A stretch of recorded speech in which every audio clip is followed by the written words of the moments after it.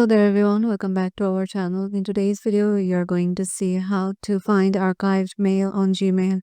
So to do that, let's head over to our Gmail application. Once you are there, make sure you have logged in into your start Gmail account. And let's just make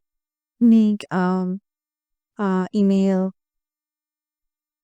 archived. So I'm going to just make this email archived of 6/10/2024. So I'm archiving it, as you can see, one archived. So how I'm going to find it is that tap on the three lines icon on the top left.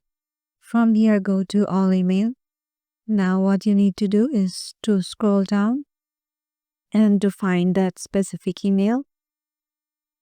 So from here, you can find the specific email that you have archived. As you can see, it is a sync. So yeah, this is how you can just find your archived email on Gmail. Hope this video will help you out. Make sure to give it a thumbs up and subscribe to our channel, and we will see you in the next video.